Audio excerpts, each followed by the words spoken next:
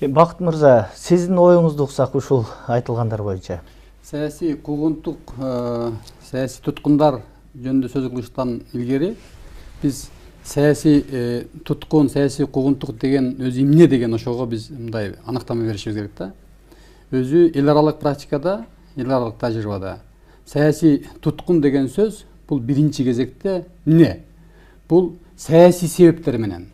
Тагыраак айтканда, бийликтин жүргүзгөн саясатына каршы өзүнүн пикирин айтып, бийликтин жүргүзгөн саясатын сындап элетин болбостон, бийликтин былык аракеттеринин бетин ачып коомчулукка жарыялап элетин болбостон, бийликтин эң жогорку бийликтин өкүлдөрүнүн жогорку коррупциялык иштерге аралашы тиешеси бар экенин далилдеп коомчулукка жеткиргендиги үчүн жалган жерден, жок жерден токулуп кылмыш ачылып, эң күнөштүүсү ошол жасалды деген күнөөсү далилденбестен туруп көп жылга түрмөгө камалган адамдарды саясий туткун дейт. Тилекке каршы Кыргызстанда соңку 7 жылда Кыргызстандын тарыхында биринчи жолу саясий туткундардын тобу пайда болду. Алар эмнеге? Алар жок жерден саясий өңүттөрдөн кылмыш иши козголуп, тагдырлар талкаланып түрмөгө киришти. Мына Кубанычбек Кадыров, Бектур Асанов, жана башкалары, Эрнис Карыбеков, Бекболот Талгарбеков, Жапаров, Чикибаев, Чотоновдор. Карасаң, мисалы, Бектурга мындай деген айып тагылды. Кылмыш кодексинин орусча айтканда попытка захват и узурпация власти. Бул деген не деген сөз? Бийликти күч менен дейт, басып алып, аны кармап калуу дейт. Адамдын тарыхында, бөлүп башка өлкөлөрдүн тарыхында мындай олдоксон учур эч убакта болгон эмес.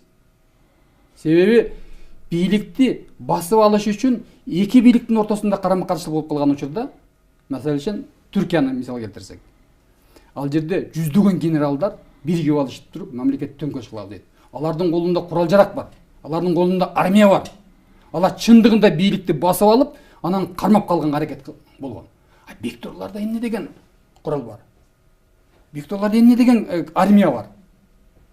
Болгону булар мурдагы мамлекет башчысын катуусундаган. Мурдагы мамлекет башчысын сен чыккынчысың, сен деген кылмышкерсиң, сен кылмышкер түрмөдөн чыгасың Батугаевди. Сен жоопко тартылышың керек.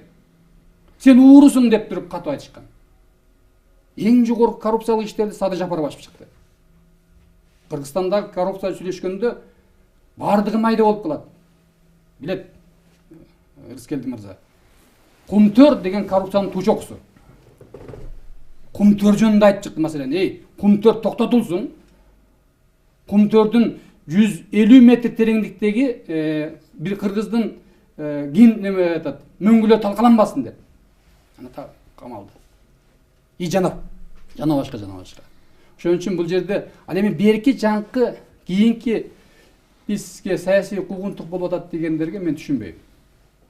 Себеби мыйзам боюнча дагы, эл аралык тажрыйба боюнча дагы ар бир бийликте иштеген адам өзүнүн сөзү үчүн, жасаган иши үчүн жооп бериш керек.